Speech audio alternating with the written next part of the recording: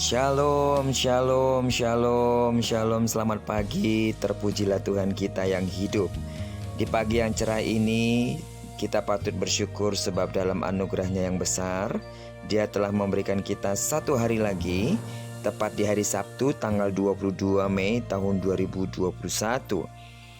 Sebagaimana Tuhan telah memberkati tidurnya kita sepanjang malam ini, maka kita percaya juga bahwa sepanjang hari ini sampai terbenamnya matahari di tanggal 22 Mei ini, Tuhan akan terus menyatakan kuasa namanya sebagai Allah yang menyertai kita. Dia Allah yang melindungi kita dan Dia pasti memberkati hidup kita. Amin. Saat ini sebelum kita lebih jauh melakukan aktivitas hari ini, seperti biasa, mari kita sama-sama kembali meneduhkan hati kita untuk merenungkan firman Tuhan yang akan menjadi pedoman dan pelita hidup kita dalam menjalani hari-hari kita, secara khusus untuk hari yang luar biasa ini. Perenungan kita akan tetap kita ambil dari pembacaan 27 hari bersama kitab Imamat. Dan hari ini kita telah masuk di hari yang ke-21, itu artinya kita akan baca kitab Imamat pasal yang ke-21, ayat yang pertama sampai dengan ayat yang ke-24. Saya percaya saudara akan dan mungkin telah membaca keseluruhan pasal ini. Kesetiaan saudara dalam mengikuti pembacaan Alkitab ini akan membuat Anda semakin memahami dan mengenal Allah dengan benar. Amin. Baiklah, sebagai pengantar renungan kita hari ini, saya akan coba bacakan untuk kita ayatnya yang ke-23. Hanya janganlah ia datang sampai ke tabir, dan janganlah ia datang ke mezbah karena badan yang bercacat, supaya jangan dilanggarnya kekudusan seluruh tempat kudusku, sebab akulah Tuhan yang menguduskan mereka. Kata cacat dalam bahasa Ibraninya adalah mum. Baik untuk persembahan binatang maupun bagi para imam yang membawa persembahan menunjuk kepada kecacatan fisik atau tubuh. Dan setiap mereka yang cacat tidak boleh datang mendekat ke mezbah dan mengikuti ibadah. Larangan ini dilandaskan simbolis sifat rohani manusia tercermin dalam kondisi jasmaninya. Hanya orang yang sempurna secara jasmani dapat dianggap memiliki kekudusan yang layak untuk melaksanakan tugas sebagai imam. Secara umum disebutkan cacat baik yang berwujud kekurangan maupun kelebihan atau sesuatu yang tidak umum atau wajar, serta pengebirian seperti sida-sida dilarang berada dalam jemaat. Tetapi kita sebagai umat tebusan Allah melalui Tuhan Yesus tidak berada di bawah hukum Taurat, sehingga tentu saja jabatan imam dalam ibadat tidak mengikuti ketentuan-ketentuan di atas.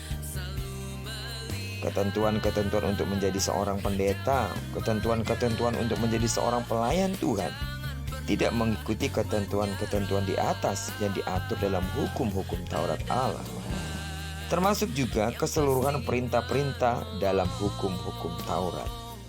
Orang percaya, saudara dan saya, kita semua berada di bawah hukum kasih, yaitu kasih kepada Allah dan kasih kepada sesama. Ketentuan-ketentuan di dalam hukum Taurat tidak mengikat orang percaya. Paulus dengan tegas mengatakan dalam kitab Efesus pasal yang kedua 15 bahwa melalui kematian Yesus sebagai manusia, ia telah membatalkan hukum Taurat. Saudara yang kekasih di dalam nama Tuhan Yesus, Tuhan tidak lagi melihat fisik, tetapi Tuhan melihat setiap pelayan Tuhan dalam perjanjian baru harus memiliki hati berserah kepada Tuhan. Ibadah orang percaya adalah ibadah yang tidak lagi mementingkan hal-hal ragawi, tetapi beribadah dalam roh dan kebenaran.